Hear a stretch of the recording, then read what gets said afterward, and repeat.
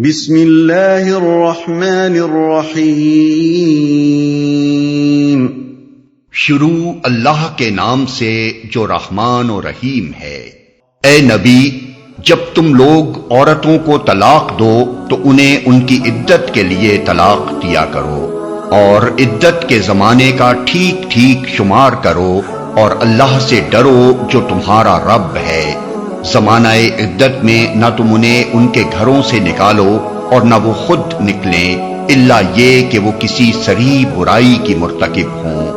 یہ اللہ کی مقرر کردہ حدیں ہیں، اور جو کوئی اللہ کی حدوں سے تجاوز کرے گا وہ اپنے اوپر خود ظلم کرے گا۔ تم نہیں جانتے شاید اس کے بعد اللہ موافقت کی کوئی صورت پیدا کرتے۔ ان کی عدت کے لیے طلاق دیا کرو۔ یعنی تم لوگ طلاق دینے کے معاملے میں یہ جلد بازی نہ کیا کرو کہ یوں ہی میاں بیوی میں کوئی جھگڑا ہوا فوراً ہی غصے میں آ کر طلاق دے ڈالی، اور نکاح کا جھٹکا اس طرح کیا کہ رجوع کی گنجائش بھی نہ چھوڑی، بلکہ جب تمہیں بیویوں کو طلاق دینا ہو تو ان کی عدت کے لیے دیا کرو۔ عدت کے لیے طلاق دینے کے دو مطلب ہیں، اور دونوں ہی یہاں مراد ہیں۔ ایک مطلب اس کا یہ ہے کہ عدت کا آغاز کرنے کے لیے طلاق دو، یا بالفاظ دیگر اس وقت طلاق دو جس سے ان کی عدت شروع ہوتی ہو۔ یہ بات سورہ بقرہ آیت نمبر 228 میں بتائی جا چکی ہے کہ جس مدخولہ عورت کو حیض آتا ہو اس کی عدت طلاق کے بعد 3 مرتبہ حیض آنا ہے۔ اس حکم کو نگاہ میں رکھ کر دیکھا جائے تو عدت کا آغاز کرنے کے لیے طلاق دینے کی صورت لازماً یہی ہو سکتی ہے کہ عورت کو حالت حیض میں طلاق نہ دی جائے، کیونکہ اس کی عدت اس حیض سے شروع نہیں ہو سکتی جس میں اسے طلاق دی گئی ہو، اور اس حالت میں طلاق دینے کے معنی یہ ہو جاتے ہیں کہ اللہ کے حکم کے خلاف عورت کی عدت 3 حیض کے بجائے 4 حیض بن جائے۔ مزید برآں اس حکم کا تقاضا یہ بھی ہے کہ عورت کو اس طہر میں طلاق نہ دی جائے جس میں شوہر اس سے مباشرت کر چکا ہو، کیونکہ اس صورت میں طلاق دیتے وقت شوہر اور بیوی دونوں میں سے کسی کو بھی یہ معلوم نہیں ہو سکتا کہ آیا مباشرت کے نتیجے میں کوئی حمل قرار پا گیا ہے یا نہیں۔ اس وجہ سے عدت کا آغاز نہ اس مفروضے پر کیا جا سکتا ہے کہ یہ عدت آئندہ حیضوں کے اعتبار سے ہوگی، اور نہ اسی مفروضے پر کیا جا سکتا ہے کہ یہ حاملہ عورت کی عدت ہوگی۔ پس یہ حکم بیک وقت 2 باتوں کا مقتضی ہے۔ ایک یہ کہ حیض کی حالت میں طلاق نہ دی جائے، دوسرے یہ کہ طلاق یا تو اس طہر میں دی جائے جس میں مباشرت نہ کی گئی ہو، یا پھر اس حالت میں دی جائے جب کہ عورت کا حاملہ ہونا معلوم ہو۔ غور کیا جائے تو محسوس ہوگا کہ طلاق پر یہ قیدیں لگانے میں بہت بڑی مصلحتیں ہیں۔ حیض کی حالت میں طلاق نہ دینے کی مصلحت یہ ہے کہ یہ وہ حالت ہوتی ہے جس میں عورت اور مرد کے درمیان مباشرت ممنوع ہونے کی وجہ سے ایک طرح کا بوجھ پیدا ہو جاتا ہے، اور طبی حیثیت سے بھی یہ بات ثابت ہے کہ اس حالت میں عورت کا مزاج معمول پر نہیں رہتا۔ اس لیے اگر اس وقت دونوں کے درمیان کوئی جھگڑا ہو جائے تو عورت اور مرد دونوں اسے رفع کرنے کے معاملے میں ایک حد تک بے بس ہوتے ہیں، اور جھگڑے سے طلاق تک نوبت پہنچانے کے بجائے اگر عورت کے حیض سے فارغ ہونے تک انتظار کر لیا جائے تو اس امر کا کافی امکان ہوتا ہے کہ عورت کا مزاج بھی معمول پر آ جائے، اور دونوں کے درمیان فطرت نے جو طبعی کشش رکھی ہے وہ بھی اپنا کام کر کے دونوں کو پھر سے جوڑ دے۔ اسی طرح جس طہر میں مباشرت کی جا چکی ہو اس میں طلاق کے ممنوع ہونے کی مصلحت یہ ہے کہ اس زمانے میں اگر حمل قرار پا جائے تو مرد اور عورت دونوں میں سے کسی کو بھی اس کا علم نہیں ہو سکتا، اس لیے وہ وقت طلاق دینے کے لیے موزوں نہیں ہے۔ حمل کا علم ہو جانے کی صورت میں تو مرد بھی 10 مرتبہ سوچے گا کہ جس عورت کے پیٹ میں اس کا بچہ پرورش پا رہا ہے اسے طلاق دے یا نہ دے، اور عورت بھی اپنے اور اپنے بچے کے مستقبل کا خیال کر کے شوہر کی ناراضی کے اسباب دور کرنے کی پوری کوشش کرے گی، لیکن اندھیرے میں بے سوچے سمجھے تیر چلا بیٹھنے کے بعد اگر معلوم ہو کہ حمل قرار پا چکا تھا تو دونوں کو پچھتانا پڑے گا۔ یہ تو ہے عدت کے لیے طلاق دینے کا پہلا مطلب، جس کا اطلاق صرف ان مدخولہ عورتوں پر ہوتا ہے جن کو حیض آتا ہو اور جن کے حاملہ ہونے کا امکان ہو۔ اب رہا اس کا دوسرا مطلب تو وہ یہ ہے کہ طلاق دینا ہو تو عدت تک کے لیے طلاق دو، یعنی بیک وقت 3 طلاق دے کر ہمیشہ کی علیحدگی کے لیے طلاق نہ دے بیٹھو، بلکہ 1 یا حد سے حد 2 طلاقیں دے کر عدت تک انتظار کرو،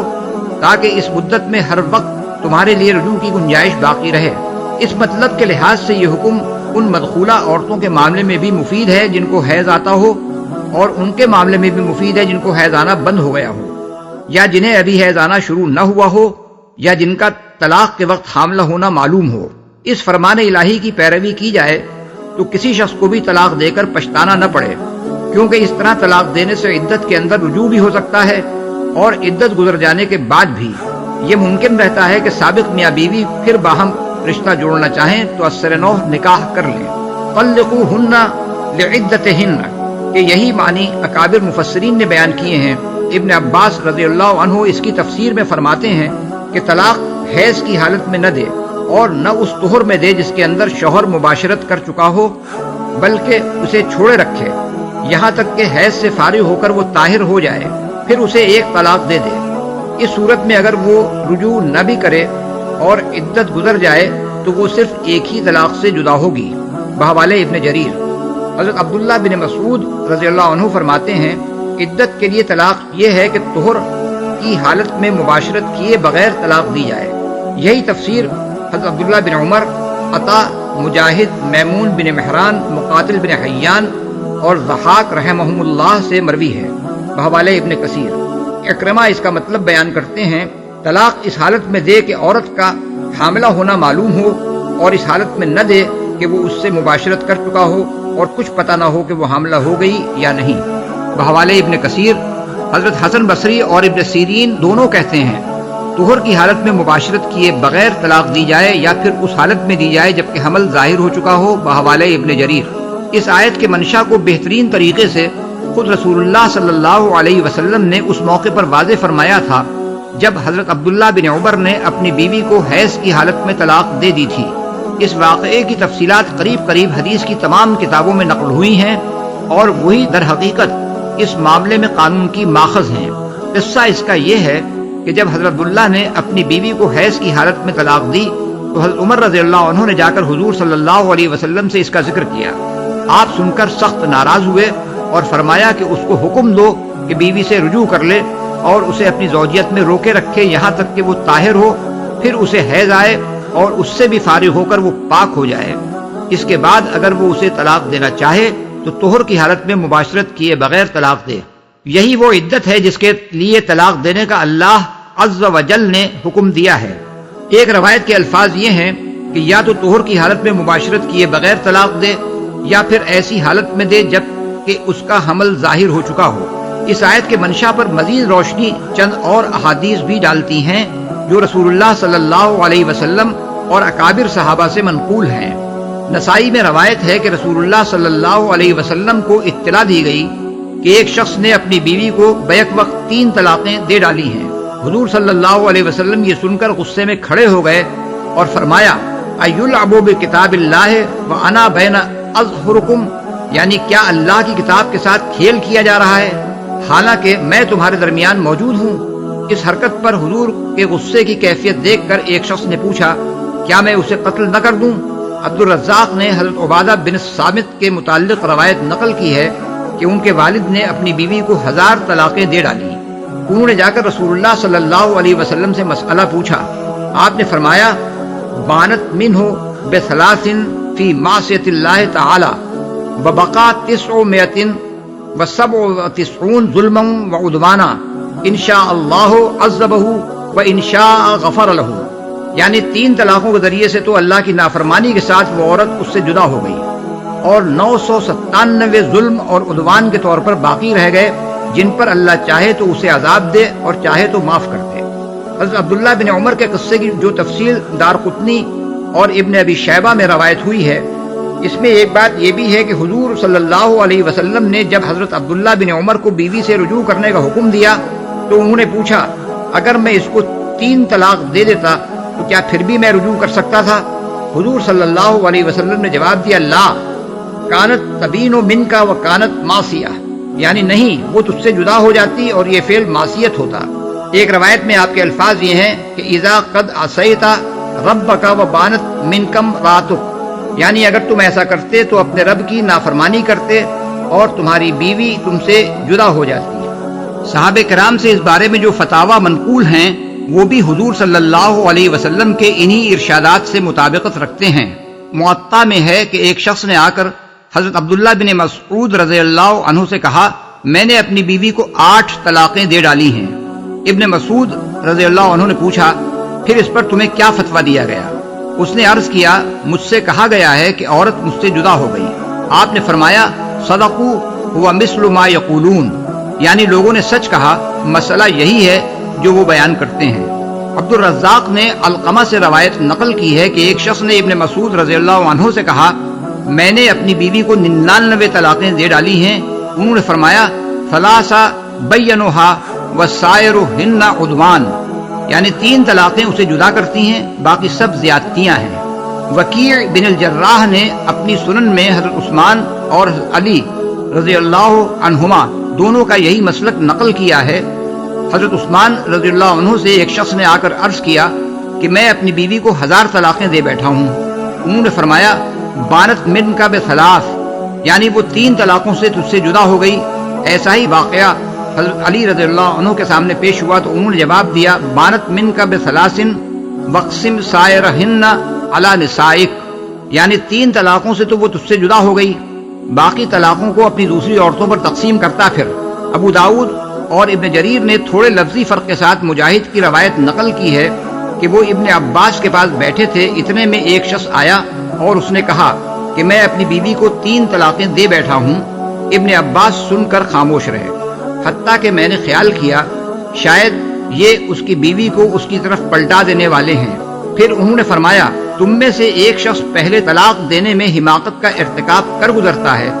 اس کے بعد آ کر کہتا ہے یا ابن عباس یا ابن عباس، حالانکہ اللہ تعالیٰ نے فرمایا ہے کہ جو کوئی اللہ سے ڈرتے ہوئے کام کرے گا اللہ اس کے لیے مشکلات سے نکلنے کا راستہ پیدا کر دے گا،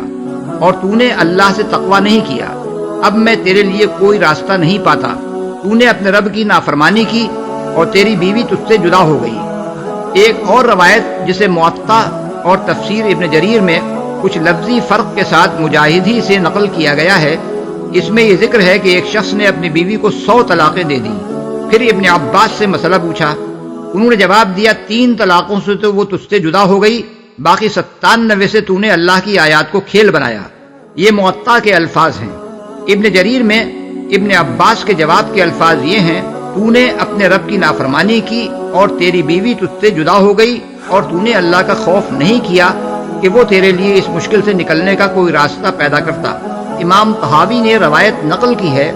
کہ ایک شخص ابن عباس کے پاس آیا اور اس نے کہا میرے چچا نے اپنی بیوی کو 3 طلاقیں دے ڈالی ہیں۔ انہوں نے جواب دیا ان عمک عصى الله فأثم وأطاع الشیطان فلم یجعل له مخرجا، یعنی تیرے چچا نے اللہ کی نافرمانی کی اور گناہ کا ارتکاب کیا اور شیطان کی پیروی کی، اللہ نے اس کے لیے اس مشکل سے نکلنے کا کوئی راستہ نہیں رکھا ہے۔ ابو داؤد اور موطا میں ہے کہ ایک شخص نے اپنی بیوی کو خلوت سے پہلے 3 طلاقیں دے دیں، پھر اس سے دوبارہ نکاح کرنا چاہا اور فتویٰ پوچھنے نکلا۔ حدیث کے راوی محمد بن ایاس بن بکیر کہتے ہیں کہ میں اس کے ساتھ ابن عباس اور ابو ہریرہ رضی اللہ عنہما کے پاس گیا، دونوں کا جواب یہ تھا انکا ارسلت من یدک ما کان من فضل، یعنی تیرے لیے جو گنجائش تھی تو نے اسے اپنے ہاتھ سے چھوڑ دیا۔ زمخشری نے کشاف میں بیان کیا ہے کہ حضرت عمر رضی اللہ عنہ کے پاس جو شخص بھی ایسا آتا جس نے اپنی بیوی کو 3 طلاقیں دے دی ہوں اسے وہ مارتے تھے اور اس کی طلاقوں کو نافذ کر دیتے تھے۔ سعید بن منصور نے یہی بات صحیح سند کے ساتھ حضرت انس کی روایت سے نقل کی ہے۔ اس معاملے میں صحابہ کرام کی عام رائے جسے ابن ابی شیبہ اور امام محمد نے ابراہیم نخعی رحمۃ اللہ علیہ سے نقل کیا ہے، یہ تھی ان الصحابۃ رضی اللہ عنہم کانوا یستحبون ان یطلقها واحدۃ ثم یترکها حتی تحیض 3 حیض، یعنی صحابہ رضی اللہ عنہم اس بات کو پسند کرتے تھے کہ آدمی بیوی کو صرف 1 طلاق دے دے اور اس کو چھوڑے رکھے یہاں تک کہ اسے 3 حیض آ جائیں۔ یہ ابن ابی شیبہ کے الفاظ ہیں، اور امام محمد کے الفاظ یہ ہیں کانوا یستحبون الا تزیدوا فی الطلاق علی واحدۃ حتی تنقضی العدہ،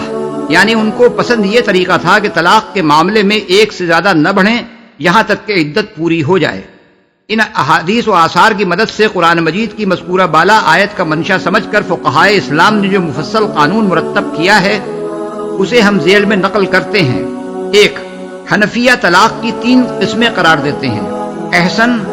حسن اور بدعی احسن طلاق یہ ہے کہ آدمی اپنی بیوی کو ایسے طہر میں جس کے اندر اس نے مجامعت نہ کی ہو صرف ایک طلاق دے کر عدت گزر جانے دے۔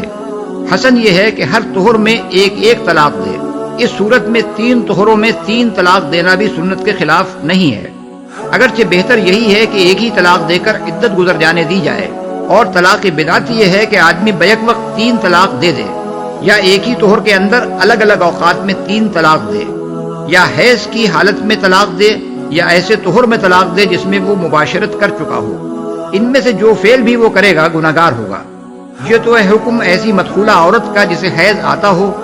رہی غیر مدخولہ عورت تو اسے سنت کے مطابق طہر اور حیض دونوں حالتوں میں طلاق دی جا سکتی ہے، اور اگر عورت ایسی مدخولہ ہو جسے حیض آنا بند ہو گیا ہو یا ابھی آنا شروع ہی نہ ہوا ہو تو اسے مباشرت کے بعد بھی طلاق دی جا سکتی ہے، کیونکہ اس کے حاملہ ہونے کا امکان نہیں ہے، اور عورت حاملہ ہو تو مباشرت کے بعد اسے بھی طلاق دی جا سکتی ہے کیونکہ اس کا حاملہ ہونا پہلے ہی معلوم ہے۔ لیکن ان تینوں قسم کی عورتوں کو سنت کے مطابق طلاق دینے کا طریقہ یہ ہے کہ ایک ایک مہینے بعد طلاق دی جائے، اور احسن یہ ہے کہ صرف ایک طلاق دے کر عدت گزر جانے دی جائے۔ بحوالے ہدایہ، فتح القدیر، احکام القرآن للجساس، عمدۃ القاری۔ امام مالک رحمۃ اللہ علیہ کے نزدیک بھی طلاق کی 3 قسمیں ہیں: سنی، بدعی مکروہ اور بدعی حرام۔ سنت کے مطابق طلاق یہ ہے کہ مدخولہ عورت کو جسے حیض آتا ہو طہر کی حالت میں مباشرت کیے بغیر صرف ایک طلاق دے کر عدت گزر جانے دی جائے۔ بدعی مکروہ یہ ہے کہ ایسے طہر کی حالت میں طلاق دی جائے جس میں آدمی مباشرت کر چکا ہو،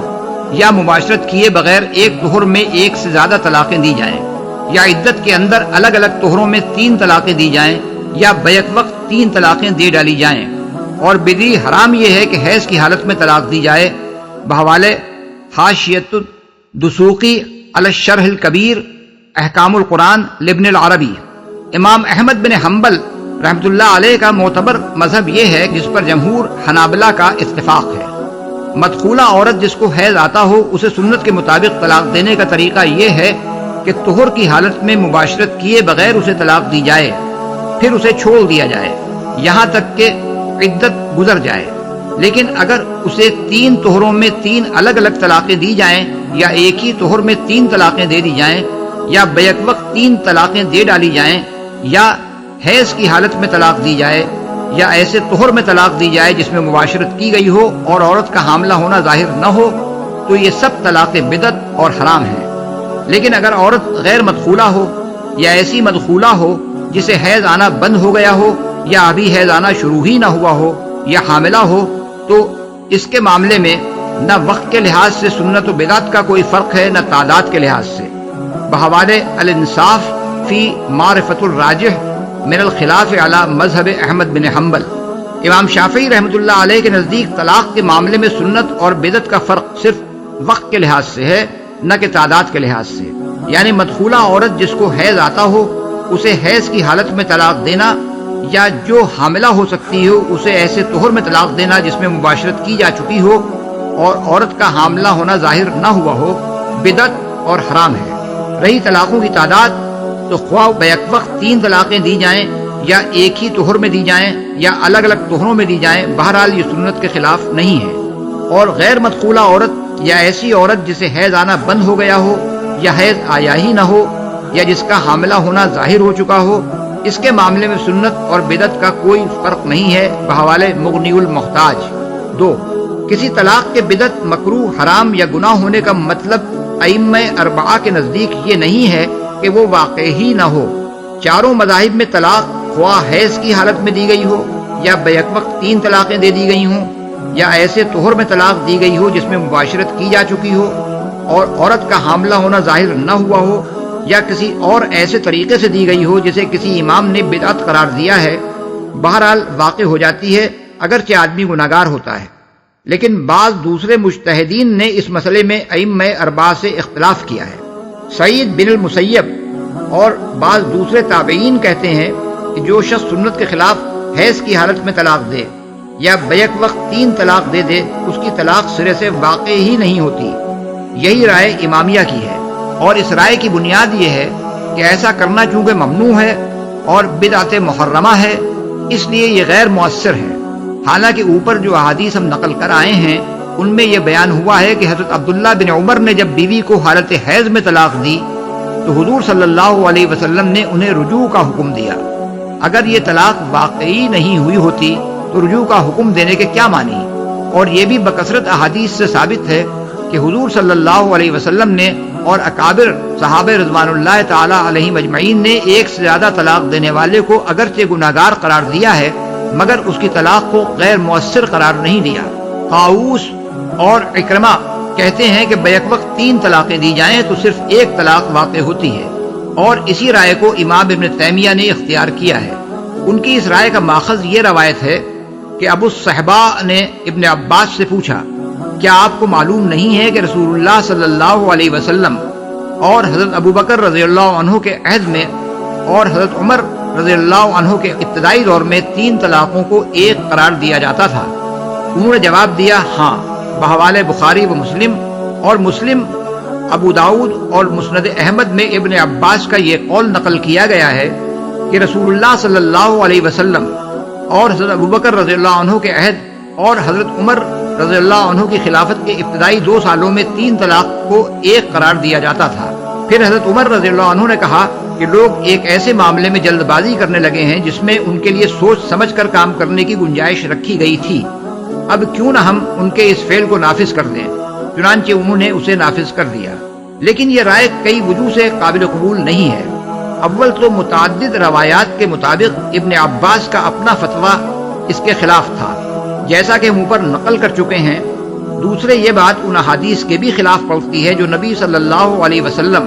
اور اکابر صحابہ سے منقول ہوئی ہیں، جن میں بیک وقت 3 طلاق دینے والے کے متعلق یہ فتویٰ دیا گیا ہے کہ اس کی 3 طلاقیں نافذ ہو جاتی ہیں۔ یہ احادیث بھی ہم نے اوپر نقل کر دی ہیں۔ تیسرے، خود ابن عباس رضی اللہ عنہ کی روایت سے معلوم ہوتا ہے کہ حضرت عمر نے صحابہ کے مجمع میں 3 طلاقوں کو نافذ کرنے کا اعلان فرمایا تھا، لیکن نہ اس وقت نہ اس کے بعد کبھی صحابہ میں سے کسی نے اس سے اختلاف کا اظہار کیا۔ اب کیا یہ تصور کیا جا سکتا ہے کہ حضرت عمر رضی اللہ عنہ سنت کے خلاف کسی کام کا فیصلہ کر سکتے تھے اور سارے صحابہ اس پر سکوت بھی اختیار کر سکتے تھے؟ مزید برآں رکانہ بن عبد یزید کے قصے میں ابو داؤد، ترمذی، ابن ماجہ، امام شافعی، دارمی اور حاکم نے یہ روایت نقل کی ہے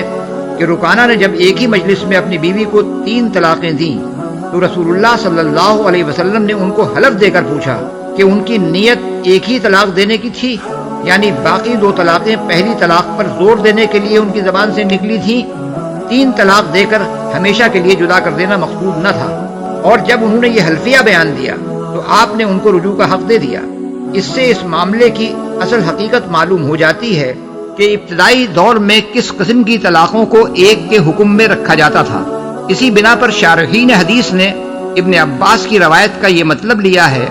کہ ابتدائی دور میں چونکہ لوگوں کے اندر دینی معاملات میں خیانت قریب مفقود تھی، اس لیے 3 طلاق دینے والے کے اس بیان کو تسلیم کر لیا جاتا تھا کہ اس کی اصل نیت 1 طلاق دینے کی تھی اور باقی 2 طلاقیں محض پہلی طلاق پر زور دینے کے لیے اس کی زبان سے نکلی تھیں۔ لیکن حضرت عمر رضی اللہ عنہ نے جب دیکھا کہ لوگ پہلے جلد بازی کر کے 3 طلاقیں دے ڈالتے ہیں اور پھر تاکید کا بہانہ کرتے ہیں تو انہوں نے اس بہانے کو قبول کرنے سے انکار کر دیا۔ امام نووی اور امام سبکی نے اسے ابن عباس والی روایت کی بہترین تعویل قرار دیا ہے۔ آخری بات یہ ہے کہ خود ابو الصحبہ کی ان روایات میں اضطراب پایا جاتا ہے جو ابن عباس کے قول کے بارے میں ان سے مروی ہیں۔ مسلم اور ابو داؤد اور نسائی نے انہی ابو الصحبہ سے ایک دوسری روایت یہ نقل کی ہے کہ ان کے دریافت کرنے پر ابن عباس نے فرمایا کہ ایک شخص جب خلوت سے پہلے اپنی بیوی کو 3 طلاقیں دے دیتا تھا تو رسول اللہ صلی اللہ علیہ وسلم اور ابو بکر رضی اللہ عنہ کے عہد اور حضرت عمر رضی اللہ عنہ کے ابتدائی دور میں اس کو 1 طلاق قرار دیا جاتا تھا۔ اس طرح ایک ہی راوی نے ابن عباس سے 2 مختلف مضمونوں کی روایتیں نقل کی ہیں اور یہ اختلاف دونوں روایتوں کو کمزور کر دیتا ہے۔ 3. حیض کی حالت میں طلاق دینے والے کو چونکہ رسول اللہ صلی اللہ علیہ وسلم نے رجوع کا حکم دیا تھا، اس لیے فقہا کے درمیان یہ سوال پیدا ہوا ہے کہ یہ حکم کس معنی میں ہے۔ امام ابو حنیفہ، امام شافعی، امام احمد، امام اوزاعی، ابن ابی لیلہ، اسحاق بن راہویہ اور ابو ثور کہتے ہیں کہ ایسے شخص کو رجوع کا حکم تو دیا جائے گا مگر رجوع پر مجبور نہ کیا جائے گا۔ بحوالے عمدۃ القاری۔ ہدایہ میں حنفیہ کا مذہب یہ بیان کیا گیا ہے کہ اس صورت میں رجوع کرنا نہ صرف مستحب بلکہ واجب ہے۔ مغنی المحتاج میں شافعیہ کا مسلک یہ بیان ہوا ہے کہ جس نے حیض میں طلاق دی ہو اور 3 طلاقیں نہ دے ڈالی ہوں، اس کے لیے مسنون یہ ہے کہ وہ رجوع کرے اور اس کے بعد والے طہر میں طلاق نہ دے، بلکہ اس کے گزرنے کے بعد جب دوسری مرتبہ عورت حیض سے فارغ ہو تب طلاق دینا چاہے تو دے، تاکہ حیض میں دی ہوئی طلاق سے رجوع محض کھیل کے طور پر نہ ہو۔ الانصاف میں حنابلہ کا مسلک یہ بیان ہوا ہے کہ اس حالت میں طلاق دینے والے کے لیے رجوع کرنا مستحب ہے، لیکن امام مالک اور ان کے اصحاب کہتے ہیں کہ حیض کی حالت میں طلاق دینا جرم قابل دست اندازی پولیس ہے، عورت خواہ مطالبہ کرے یا نہ کرے۔ بہرحال حاکم کا یہ فرض ہے کہ جب کسی شخص کا یہ فعل اس کے علم میں آئے تو وہ اسے رجوع پر مجبور کرے اور عدت کے آخری وقت تک اس پر دباؤ ڈالتا رہے۔ اگر وہ انکار کرے تو اسے قید کر دے، پھر بھی انکار کرے تو اسے مارے، اس پر بھی نہ مانے تو حاکم خود فیصلہ کر دے کہ میں نے تیری بیوی تجھ پر واپس کر دی، اور حاکم کا یہ فیصلہ رجوع ہوگا، جس کے بعد مرد کے لیے اس عورت سے مباشرت کرنا جائز ہوگا، خواہ اس کی نیت رجوع کی ہو یا نہ ہو، کیونکہ حاکم کی نیت اس کی نیت کی قائم مقام ہے۔ بحوالے حاشیۃ الدسوقی۔ مالکیہ یہ بھی کہتے ہیں کہ جس شخص نے طعن و کرہن حیض میں دی ہوئی طلاق سے رجوع کر لیا ہو، وہ اگر طلاق ہی دینا چاہے تو اس کے لیے مستحب طریقہ یہ ہے کہ جس حیض میں اس نے طلاق دی ہے اس کے بعد والے طہر میں اسے طلاق نہ دے، بلکہ جب دوبارہ حیض آنے کے بعد وہ طاہر ہو اس وقت طلاق دے۔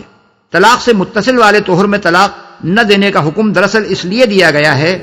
کہ حیض کی حالت میں طلاق دینے والے کا رجوع صرف زبانی کلامی نہ ہو، بلکہ اسے طہر کے زمانے میں عورت سے مباشرت کرنی چاہیے، پھر جس طہر میں مباشرت کی جا چکی ہو اس میں طلاق دینا چونکہ ممنوع ہے، لہذا طلاق دینے کا صحیح وقت اس کے بعد والا طہر ہی ہے۔ بحوالے حاشیۃ الدسوقی۔ 4. رجعی طلاق دینے والے کے لیے رجوع کا موقع کس وقت تک ہے؟ اس میں بھی فقہا کے درمیان اختلاف واقع ہوا ہے، اور یہ اختلاف اس سوال پر پیدا ہوا ہے کہ سورہ بقرہ کی آیت نمبر 228 میں ثلاثۃ قروء سے مراد 3 حیض ہیں یا 3 طہر؟ امام شافعی اور امام مالک رحمہم اللہ کے نزدیک قرأ سے مراد طہر ہے، اور یہ رائے حضرت عائشہ، ابن عمر اور زید بن ثابت رضی اللہ عنہم سے منقول ہے۔ حنفیہ کا مذہب یہ ہے کہ قرأ سے مراد حیض ہے، اور امام احمد بن حنبل کا معتبر مذہب بھی یہی ہے۔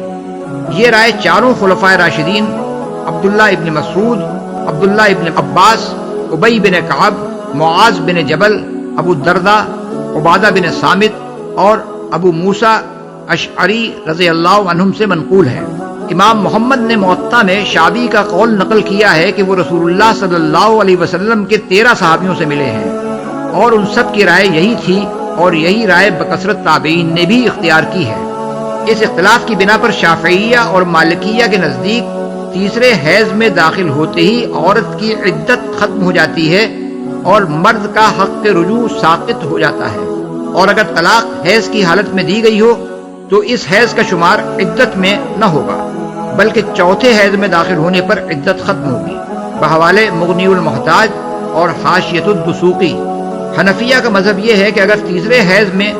10 دن گزرنے پر خون بند ہو تو عورت کی عدت ختم ہو جائے گی، خواہ عورت غسل کرے یا نہ کرے، اور اگر 10 دن سے کم میں خون بند ہو جائے تو عدت اس وقت تک ختم نہ ہوگی جب تک عورت غسل نہ کر لے یا ایک نماز کا پورا وقت نہ گزر جائے۔ پانی نہ ہونے کی صورت میں امام ابو حنیفہ اور امام ابو یوسف رحمہم اللہ کے نزدیک جب عورت تیمم کر کے نماز پڑھ لے اس وقت مرد کا حق رجوع ختم ہوگا، اور امام محمد کے نزدیک تیمم کرتے ہی حق رجوع ختم ہو جائے گا۔ بحوالے ہدایہ۔ امام احمد کا معتبر مذہب جس پر جمہور حنابلہ کا اتفاق ہے یہ ہے کہ جب تک عورت تیسرے حیض سے فارغ ہو کر غسل نہ کر لے مرد کا حق رجوع باقی رہے گا۔ بحوالے الانصاف۔ 5. رجوع کس طرح ہوتا ہے اور کس طرح نہیں ہوتا؟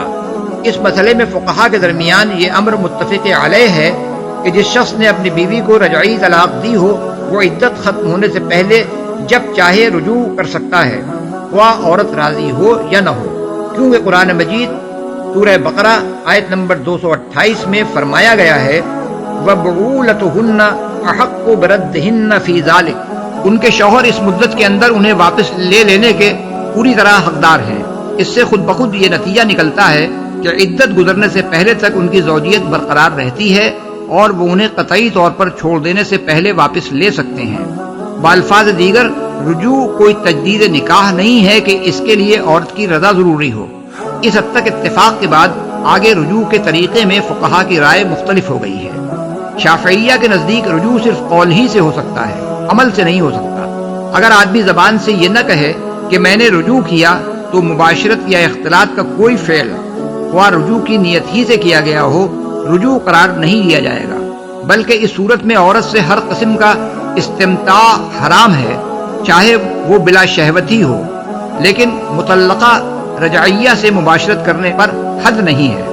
کیونکہ علماء کا اس کے حرام ہونے پر اتفاق نہیں ہے، البتہ جو اس کے حرام ہونے کا اعتقاد رکھتا ہو اسے تعزیر دی جائے گی۔ مزید برآں شافعی مسلک کی روح سے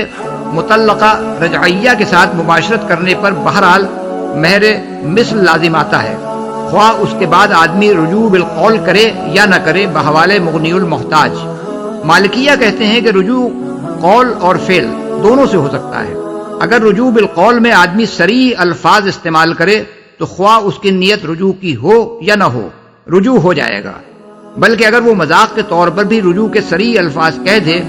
تو وہ رجوع قرار پائیں گے۔ لیکن اگر الفاظ صریح نہ ہوں تو وہ صرف اس صورت میں رجوع قرار دیے جائیں گے جبکہ وہ رجوع کی نیت سے کہے گئے ہوں۔ رہا رجوع بالفعل، تو کوئی فعل خواہ وہ اختلاط ہو یا مباشرت، اس وقت تک رجوع قرار نہیں دیا جا سکتا جب تک کہ وہ رجوع کی نیت سے نہ کیا گیا ہو۔ بحوالے حاشیۃ الدسوقی اور احکام القرآن لابن العربی۔ حنفیہ اور حنابلہ کا مسلک رجوع بالقول کے معاملے میں وہی ہے جو مالکیہ کا ہے۔ رہا رجوع بالفعل، تو مالکیہ کے برعکس ان دونوں مذاہب کا فتویٰ یہ ہے کہ شوہر اگر عدت کے اندر متعلقہ رجعیہ سے مباشرت کر لے تو وہ آپ سے آپ رجوع ہے، خواہ رجوع کی نیت ہو یا نہ ہو۔ البتہ دونوں کے مسلک میں فرق یہ ہے کہ حنفیہ کے نزدیک اختلاط کا ہر فعل رجوع ہے، خواہ وہ مباشرت سے کم کسی درجے کا ہو، اور حنابلہ محض اختلاط کو رجوع نہیں مانتے۔ بحوالے ہدایہ، فتح القدیر، عمدۃ القاری اور الانصاف۔ 6. طلاق سنت اور طلاق بدعت کے نتائج کا فرق یہ ہے کہ ایک طلاق یا دو طلاق دینے کی صورت میں اگر عدت گزر بھی جائے تو متعلقہ عورت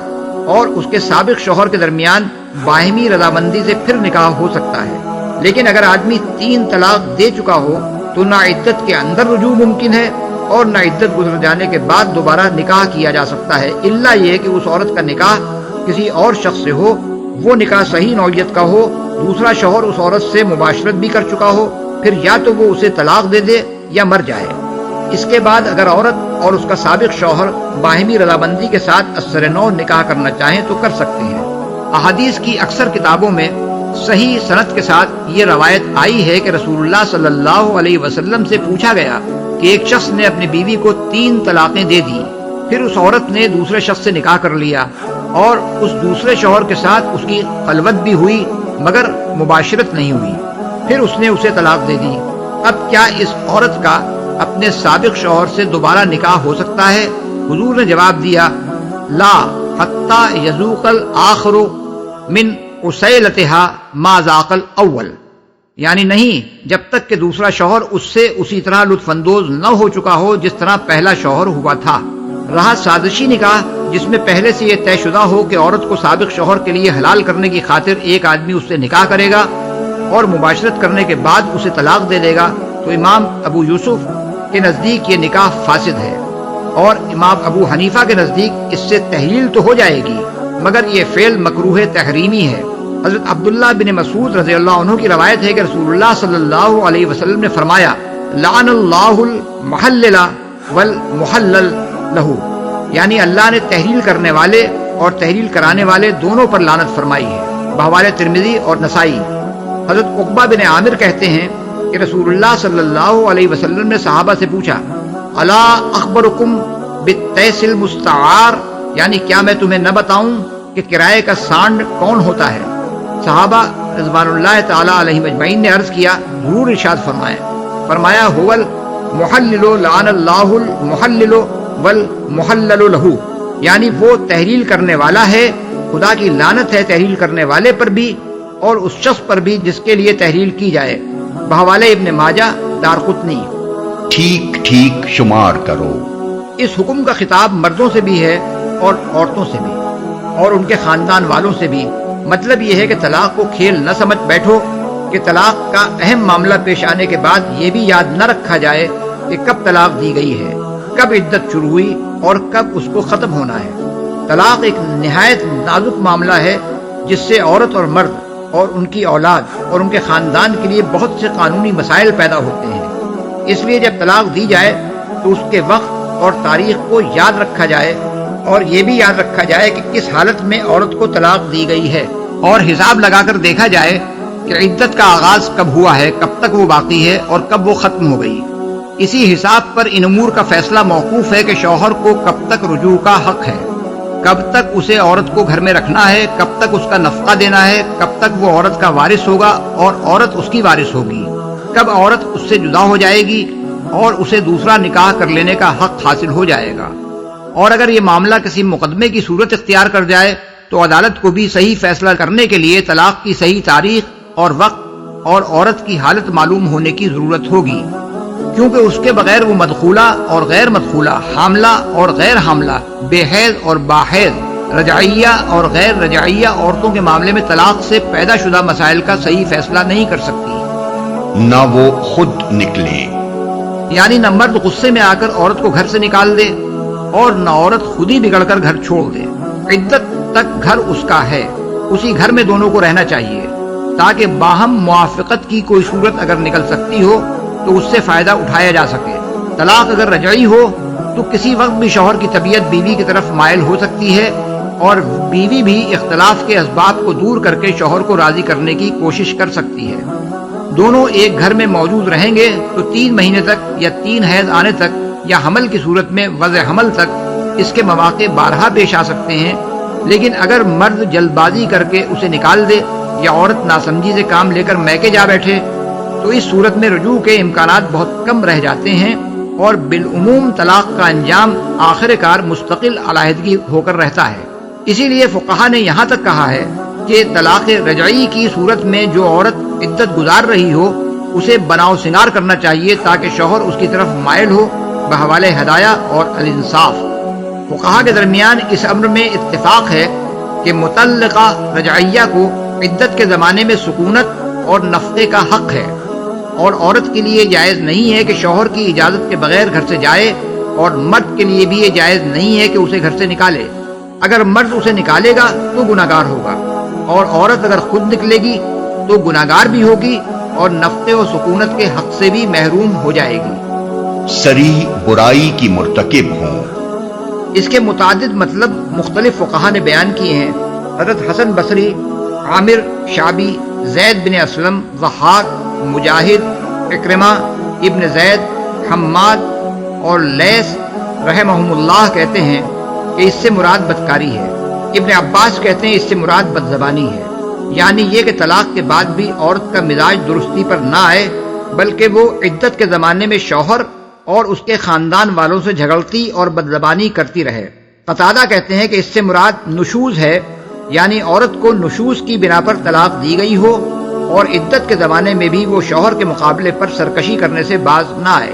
عبداللہ بن عمر، سدی، ابن الصائب اور ابراہیم نخعی کہتے ہیں کہ اس سے مراد عورت کا گھر سے نکل جانا ہے، یعنی ان کی رائے میں طلاق کے بعد عدت کے زمانے میں عورت کا گھر چھوڑ کر نکل جانا بجائے خود فاحشت مبینہ یعنی صریح برائی کا ارتکاب ہے، اور یہ ارشاد کہ وہ نہ خود نکلیں الا یہ کہ صریح برائی کی مرتکب ہوں، کچھ اس طرح کا کلام ہے جیسے کوئی کہے کہ تم کسی کو گالی نہ دو الا یہ کہ بدتمیز بنو۔ ان 4 اقوال میں سے پہلے 3 قولوں کے مطابق الا یہ کا تعلق ان کو گھروں سے نہ نکالو کے ساتھ ہے، اور اس فقرے کا مطلب یہ ہے کہ اگر وہ بدچلنی یا بدزبانی یا نشوز کی مرتکب ہوں تو انہیں نکال دینا جائز ہوگا، اور چوتھے قول کی روح سے اس کا تعلق اور نہ خود نکلیں کے ساتھ ہے،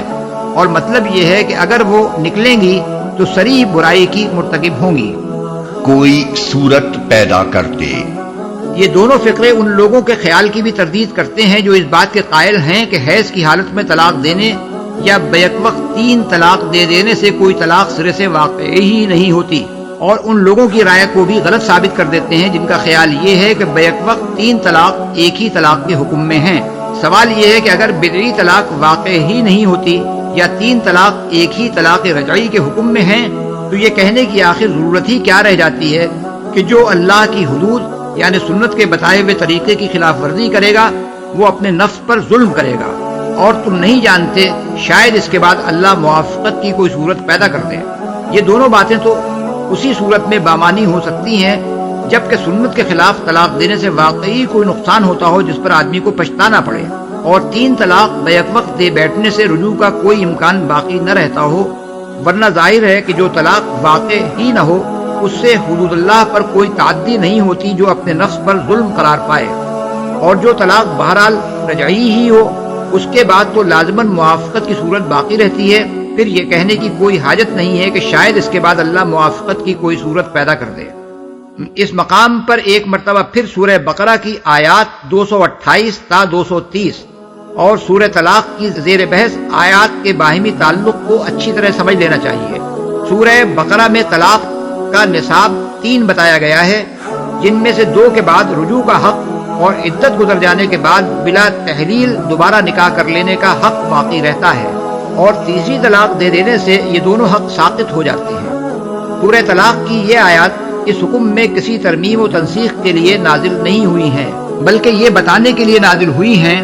کہ بیویوں کو طلاق دینے کے جو اختیارات مردوں کو دیے گئے ہیں ان کو استعمال کرنے کی دانشمندانہ صورت کیا ہے جس کی پیروی اگر کی جائے تو گھر بگڑنے سے بچ سکتے ہیں، طلاق دے کر پچھتانے کی نوبت پیش نہیں آ سکتی، موافقت پیدا ہونے کے زیادہ سے زیادہ مواقع باقی رہتے ہیں، اور اگر بالآخر علیحدگی ہو بھی جائے تو یہ آخری چارہ کار کھلا رہتا ہے کہ پھر مل جانا چاہیں تو دوبارہ نکاح کر لیں۔ لیکن اگر کوئی شخص نادانی کے ساتھ اپنے ان اختیارات کو غلط طریقے سے استعمال کر بیٹھے تو وہ اپنے اوپر خود ظلم کرے گا اور تلافی کے تمام مواقع کھو بیٹھے گا۔ یہ بالکل ایسا ہی ہے جیسے ایک باپ اپنے بیٹے کو 300 روپے دے اور کہے کہ یہ تمہاری ملکیت ہیں، ان کو تم اپنی مرضی سے خرچ کرنے کے مختار ہو، پھر وہ اسے نصیحت کرے کہ اپنے اس مال کو جو میں نے تمہیں دے دیا ہے اس طرح احتیاط کے ساتھ برمحل اور بتدریج استعمال کرنا تاکہ تم اس سے صحیح فائدہ اٹھا سکو، ورنہ میری نصیحت کے خلاف تم بے احتیاطی کے ساتھ اسے بے موقع خرچ کرو گے یا ساری رقم بیک وقت خرچ کر بیٹھو گے تو نقصان اٹھاؤ گے، اور پھر مزید کوئی رقم میں تمہیں برباد کرنے کے لیے نہیں دوں گا۔ یہ ساری نصیحت ایسی صورت میں بے معنی ہو جاتی ہے جبکہ باپ نے پوری رقم سرے سے اس کے ہاتھ میں چھوڑی ہی نہ ہو، وہ بے موقع خرچ کرنا چاہے تو رقم اس کی جیب سے نکلے ہی نہیں، یا پورے 300 خرچ کر ڈالنے پر بھی 100 ہی اس کے ہاتھ سے نکلیں اور 200 بہرحال اس کی جیب میں پڑے رہیں۔ صورت معاملہ اگر یہی ہو تو اس نصیحت کی آخر حاجت کیا ہے؟